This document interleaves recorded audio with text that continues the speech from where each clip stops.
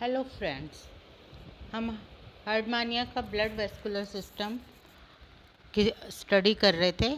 Blood vascular system हार्डमानिया के part 1 में हमने हार्ट और ब्लड के बारे में स्टडी किया था। उसी की सीरीज़ में आज हम पार्ट 2 के अंदर हार्डमानिया की ब्लड वेसल्स और कोर्स ऑफ सर्कुलेशंस के बारे में स्टडी करते हैं। Let's start now. Blood vessels जो हैं हार्डमानिया की, वो बहुत सुविकसित होती हैं और इन वाहिनियों में कोई निश्चित भित्ति पाई नहीं जाती है। छोटी वाहिनियों का इसमें अभाव रहता है और बड़ी वाहिनियाँ जो होती हैं उसमें 4 प्रकार की ब्रांचेस पाई। प्रकार की कौन सी ब्रांचेस है?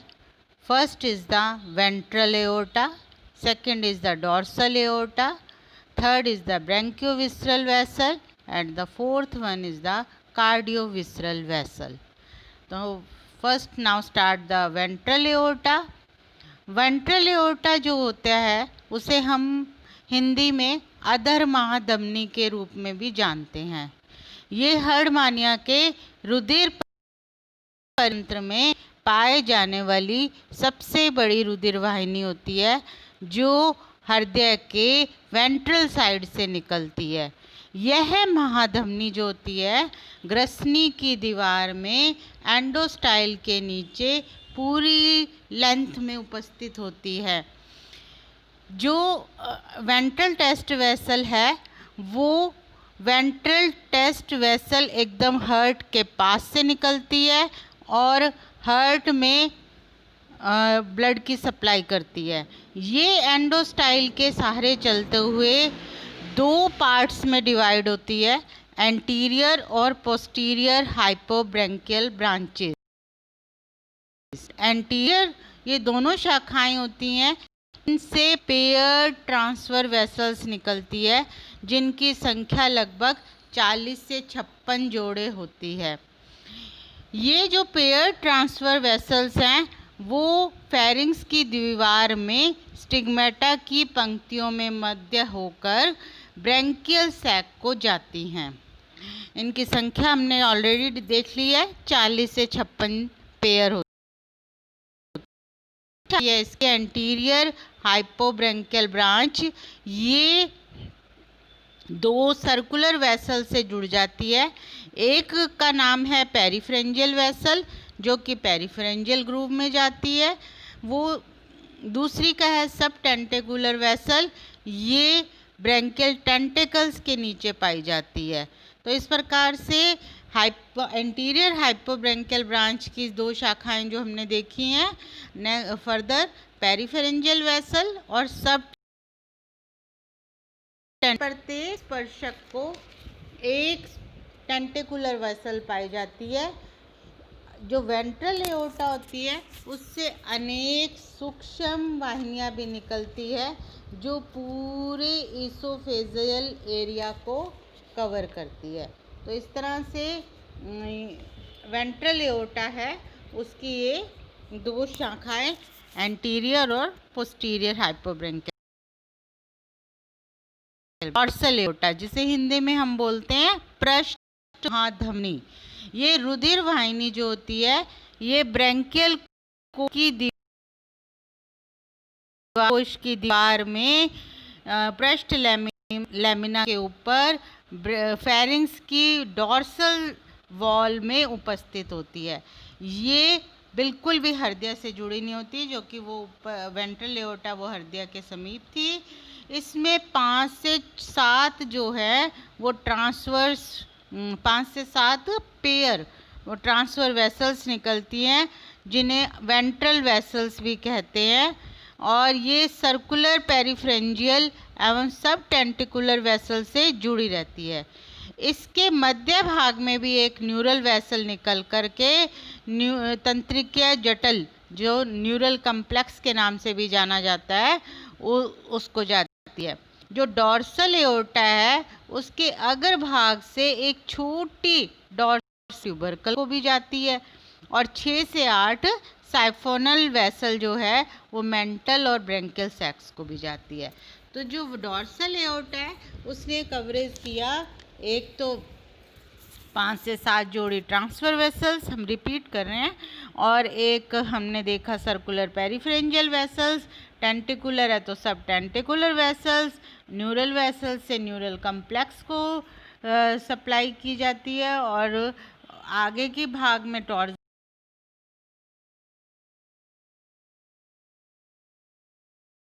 है। नेक्स्ट है, हम इसके ऊपर और देखते हैं, बात करते हैं। थर्ड जो है ब्रैंकियोविसरल वेसल, जिसे हिंदी में जाना जाता है कलोम आंतरांग वाहिका, और वैसे इंग्लिश में बोलते हैं ब्रैंकियोविसरल वेसल। ब्रैंकियोविसरल वेसल जो है ये डॉर्सल एओर्टा के पोस्टीरियर साइड से निकलने वाली एक है, जो कि जैसे ही निकलती है वो दो शाखाओं में विभाजित हो जाती है। एक है राइट साइड की और दूसरी है लेफ्ट साइड की। जो राइट साइड की है वो कहाँ कहाँ ब्लड सप्लाई करती है, उसे राइट ईसोफेजियल वेसल भी कहते हैं, जो राइट साइड के लिवर लोब और ग्रसिका को ब्लड सप्लाई करती है। और जो लेफ्ट साइड की है जिसे वेंट्रो इंटेस्टाइनल वेसल भी कहते हैं, जो ग्रसिका की बाईं ओर स्टमक, आंत, मलाशय, left gonad, left liver lobe, इनको ब्लड की करती है। तो ये दो शाखाएं अगेन ब्रैंकियोविसरल से, राइट ईसोफेजियल और वेंट्रो इंटेस्टाइनल। अब नेक्स्ट हम देखते हैं कार्डियोविसरल वेसल। ये हार्ट के डॉर्सल पार्ट से निकल करके बहुत सारी शाखाओं में निकलती है और अनेक अंगों में रुधिर सप्लाई करती है, रुधिर का डिस्ट्रीब्यूशन करती है। हृदय से बाहर निकलते ही ये जो है पहले तो तुरंत दो शाखाओं में विभाजित होती है। एक शाखा को बोलते हैं राइट हिपेटिक वेसल और सेकंड को बोलते हैं हम ईसोफेजियल टेस्ट वेसल। कि राइट लिवर लोब को ब्लड का डिस्ट्रीब्यूशन करती है, और जो दूसरी शाखा हमने बोली है ईसोफेजियल टेस्ट वेसल, जो कि ईसोफेगस एवं टेस्ट को, नाम से ही है ईसोफेगस और टेस्ट को ब्लड का डिस्ट्रीब्यूशन करती है। फिर ये कार्डियोविसरल वेसल लेफ्ट में मुड़ करके फिर तीन भागों में इसकी ब्रांचेस बन जाती है। एक को बोलते हैं मीडियन डॉर्सल ब्रांच, सेकंड को left gonadal vessel, and the third one is the main ventral branch. जो मीडियन डॉर्सल ब्रांच है उसे हिंदी में हमें जानते हैं मध्य पृष्ठ शाखा। ये क्या जाती है, ये टेस्ट के ईसोफेजियल एरिया के लेफ्ट लिप्स में, राइट गोनाइड्स में, एट्रियल साइफन के बेस पर और उसकी दीवारों में ब्लड का डिस्ट्रीब्यूशन करती है।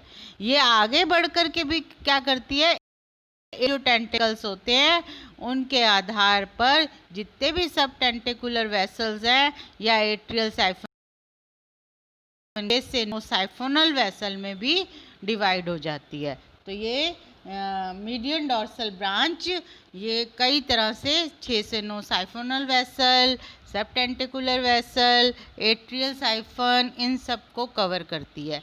सेकंड जो हम देख रहे हैं वो है लेफ्ट गोनाइडल वेसल, जिसे हिंदी में जानते हैं बाईजनद वाहिनी। ये तिरछी निकल करके लेफ्ट गोनाइड्स को रुधिर देती है। तो ये तो नाम से क्लियर है, और इसके आगे कोई ब्रांच नहीं होती है।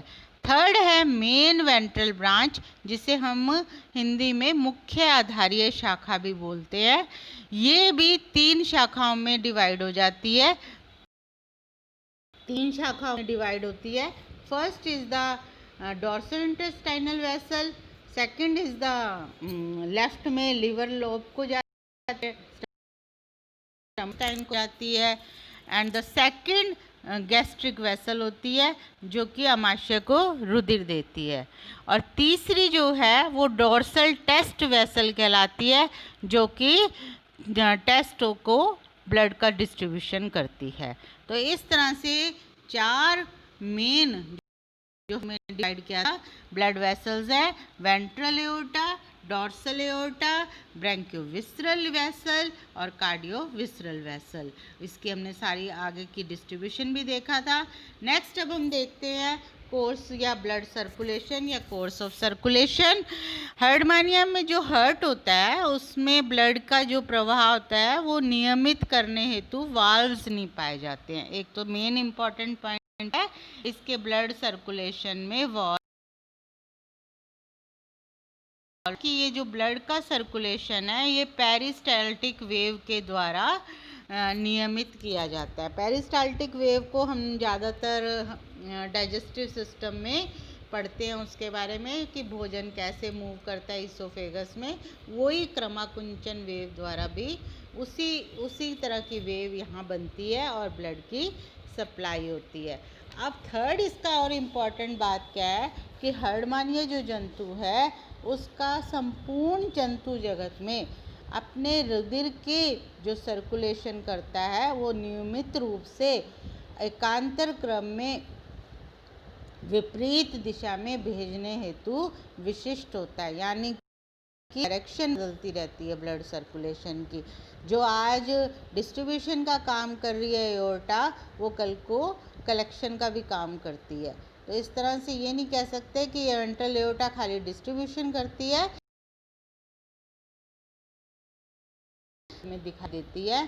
तो इस प्रकार से सर्कुलेशन में हार्ट जो है पेरिस्टाल्टिक कॉन्ट्रैक्शन वेव्स के रूप में हार्ट के एक सिरे से दूसरे सिरे तक चलते जाते हैं और इन कॉन्ट्रैक्शन में कई बीट एक साथ चलती हैं, जिसके बाद थोड़ा सा विराम आता है और उसके बाद फिर पुनः कॉन्ट्रैक्ट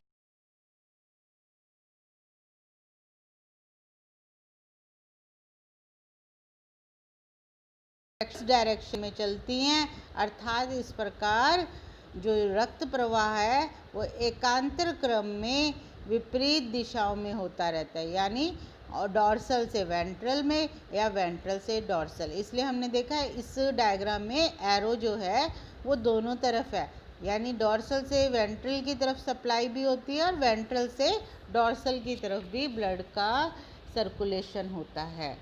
तो नेक्स्ट है कि यदि हम इसको कोई उदाहरण देखें तो इसमें क्या है, रक्त का प्रवाह जो है रिवर्स डायरेक्शन में होना पाया जाता है।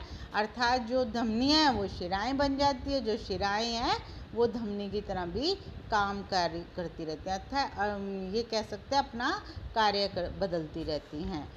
जब जो हार्ट है वो यदि वेंट्रो डॉर्सली डायरेक्शन में स्पंदित होने पर ब्रैंकियल कोश टेस्ट से वेंट्रल एओर्टा द्वारा जितना भी कलेक्टेड ऑक्सीजनेटेड ब्लड है वो अधर सिरे से प्रवेश करता है और डॉर्सल साइड से कार्डियोविस्रल वेसल में पंप कर दिया जाता है।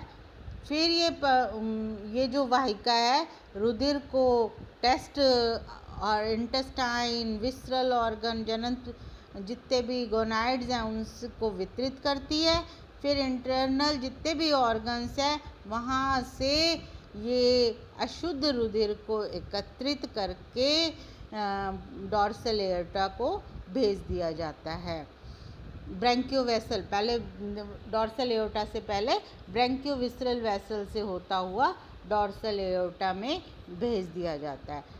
जहाँ पे ऑक्सीजनेशन हेतु ट्रांसवर्स ब्रैंकियल वेसल और उसके पश्चात ऑक्सीजनेटेड होकर के नए चक्र में प्रवेश कर जाता है। अब ये तो हुआ था जब हार्ट वेंट्रोडॉर्सल यानी वेंट्रल से डॉर्सल की तरफ बीट होती है, तो ब्लड कैसे चलेगा, वेंट्रल से डॉर्सल की तरफ। अब यदि हृदय विपरीत दिशा अर्थात डॉर्सोवेंट्रल दिशा में कॉन्ट्रैक्शन होगा तो इंटरनल ऑर्गन से जितने भी अंतरांग हैं उनसे कार्डियोविस्रल वेसल द्वारा कलेक्टेड अशुद्ध रुधिर जितना भी डीऑक्सीजनेटेड ब्लड है वो वेंट्रल एओर्टा को पंप करके when transverse branchial vessel, circumpharyngeal vessel और सब टेंटिकुलर वेसल को डिस्ट्रीब्यूट किया जाता है।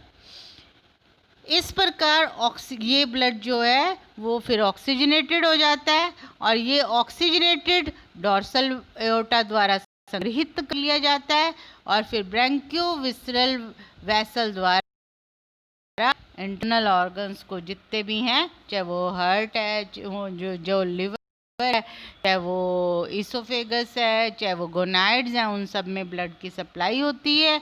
ब्रांचेस हमने ऊपर पढ़ी हैं।